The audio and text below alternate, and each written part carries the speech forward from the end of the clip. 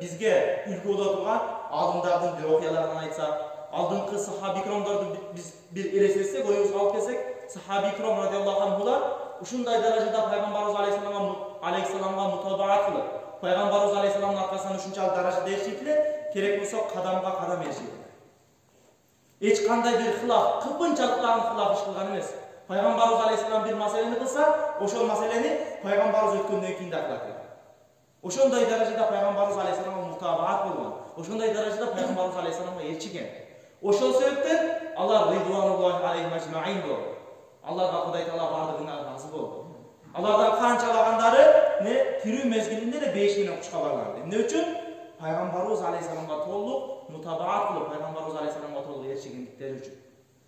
Пайгамбарыбыз алейхиссалам хадистеринде айтат: "Ман рагиба ан суннати фалайса минни" дейт.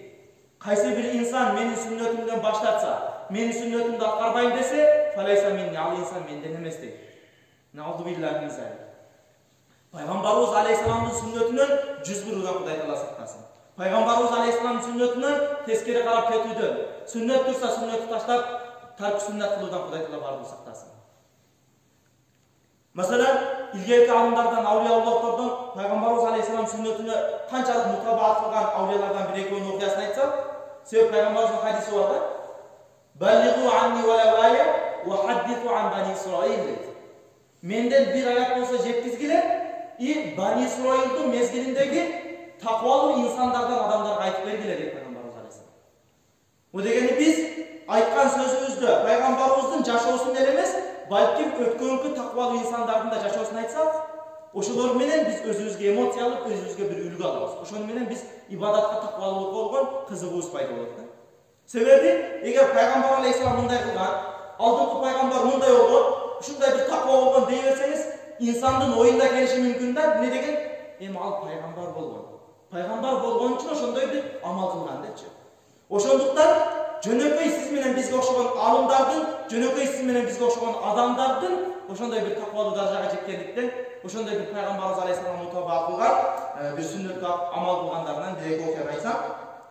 Masalan, алдыңкы алымдардан Хасан аль-Басри өз заманасынын мужаддиди, өз заманасында теңсиз алым болгон. Ошол Хасан аль-Басри рахматуллах Пайгамбарыбыз алейхиссаламдын bir хадисин окуп калат. Өзүнүн китептеринде жазат бул нерсени. Пайгамбарыбыз алейхиссалам ушул хадисин окуйт. Пайгамбарыбыз алейхиссалам хадисинде келет. Пайгамбарыбыз алейхиссалам тамак жеп атканда эгер кайсы бир тамакка ашкабак кошулса, ошол ашкабакты мухаббат менен терип издеп жүрүп жейт экен да. Пайгамбарыбыз алейхиссалам тамакка кошулган ашкабакты жашкадын эле бизди жеп аткан ашкабагыбыз. Ошол ашкабакты тамактан издеп жүрүп терип, эгер ашкабак кошулган тамак болсо, ошону издеп жүрүп терип жейт. Ошол хадисти Хасан аль-Басри рахматуллах өзүнүн китебинде ошол хадисти жазып туруп, хадистин шархында айтат. Мен дейт, ошол Пайгамбарыбыз алейхиссаламдын ошол хадисин окуганга чейин мен ашкабактын табиятын сүйбөйт элем дейт. Ашкабакты негедир? Анча табиятын сүйбөй, анча жактырбайт элем. Бирок ошол хадисти окудум, валлахи Аллага касам, менин эң сүйкүмдүү тамагым ашкабак болду дейт да. Караңыз, жөнөкөй биз Суннай Заваид Пайгамбарыбыз алейхиссалам жөнөкөй эле бир сүннөтүндө. Пайгамбарыбыз алейхиссалам баягы сүннөт экиге бөлүнөт да. Жөнөкөй сүннөт дегенде түшүнбөй калбайлы. Суннанул Худа бар, Суннай Заваид бар. Суннанул Худа деген ал важипка жакын болгон сүннөттөр. Аны тарткылсаңыз күнөө болот. Масалан, сакал коюу Суннанул Худага кирет. Аны кырсак күнөө болот масалан. Суннат Заваид бар, аларды таштасаңыз макру болот.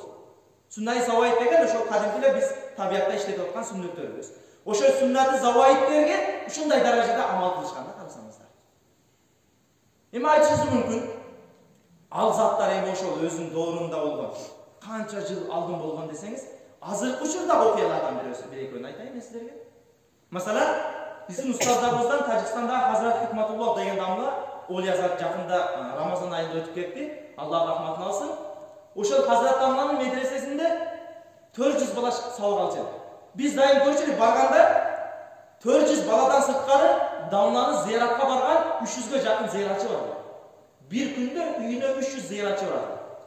Kırgızstan, Tacikistan'dan, Özbekistan'dan, Dungan'da, Kazaklar var çele. Gününe 300 ziyaratçı, 400 talaba, 700 adam şu damlanın medresesinde olur. Oşol medresede Sebep kitaplarda keltirgen nese uşulda al-istinja binahvi haja sünnetun dep keledi. İstinja kılуу taşka okşogon neseler menen istinja kılуу sünnet dep keledi. Sebep bumaga azыр жакында чыкты да. Ilgerki awulдар bumagan emes, jönөкөй kagazды, oppoq kagazды darasız karmagan emes. Jönökөй eч nerse жазылбаса ham oppoq kagazды darasız karmagan emes. Эмне үчүн? Мындан kitap жазылат депчи. Анан ошол Hazrat Ali'nin алдына ошол нерсени көрдүк. Ошол жерде бул кагаздан эмне кылат? Kitap жазылат. Кагазды илгерки алдында урматтаган. Аны ажапканага иштетпейбиз. Балки ошол пайгамбар алейхиссалам сүннөтүндө кандай келсе истинжа кылуу. Тактап айтканда таш кесек окшогон нерсе менен истинжа кылуу деп келди китепте. Ошол нерсеге амал кылынат деп, ошол жерде ошол 700 адамга футболный ажаткандардын баардыгына кесек иштетилди. Ошону менен катар ошол кесекти эми элестетин 700 адамга бир күндүк кесекти даярдап берүү. Ошого 5-6 адам атайын ошого шайланган эле, 5-6 талаба шайланып, ошол 5-6 талаба ошонун кызматында эле. Бир эле сүннөттү тирилтиш үчүн 5-6 талаба ошонун кызматында, бир сүннөт тирилтүү максатында. Караң, сүннөткө болгон аулиялыктордун мухаббаты. Masalan, ошол эле затта дагы бир нерсени айтсак, Пайгамбарыбыз алейхиссалам хадисинде келет, бул хадис Мишкат шарифте келет. Пайгамбарыбыз алейхиссалам бир күнү бир кала жайга келет, тактабайтын ажат кылат. Ажат кылгандан кийин дарасында да bir sahaba kelip ağa salam beredi. Assalamu aleykum ya Resulallah. Peygamber aleyhisselam cevap berdi. Selamun aleykum albayt. Ama oşol mezgilde Peygamberimiz aleyhisselam narda kabaratdagın bir duaga tasırıp, betke tayamum, tasırıp kolgo sürtüp durup, tayamum kılgandan keyin anan keyin wa aleykumussalam. Anan jana sahaba surayt. Ya Resulallah, siz jana men salam bersem, emne üçün aleykum albadınız? Degende aytat. Oşol wa aleykumussalam degen sözde assalam Allah'ın sıfatı var. Assalam tinçlik sıfatı var. Oşol Allah'ın assalam degen sözünü darasız aytуудан men uyaldım dedi. Allah'ın assalam degen sözünü men darasız aytуудан uyaldım. Biz Hazrat Ali'nin aldına organda özümüz de gördük. Aldınqı ustazlarımız oşol jerde kançalagan жылдар boyu okup atkan ustazlarımızdan da gördük. Oşol Hazrat Ali'nin күнүнө bir 3 saat, 4 saatin tegerегенде uykusu var dedi. Uykudan oygongондо, жана айттык го күнүнө 300 зиярат. Бирок алардын бирөөсү менен дагы дарасы учашканын көрбөдүк. Uykudan турганда биринчи ажакканага барат эле, андан кийин келип, андан кийин имандар менен учашат. Биринчи дарат алат эле, андан кийин учашат. Бул эмне? Сүннөткө болгон мухаббат. Бул пайгамбарыбыз алейхиссалам сүннөтүнө болгон мухаббат. Ошон үчүн бул хадисте айтты: "Ман рагиба ан сүннати фалайса минни." Ким менин сүннөтүмдөн баш тарта турган болсо, ал бизден эмес.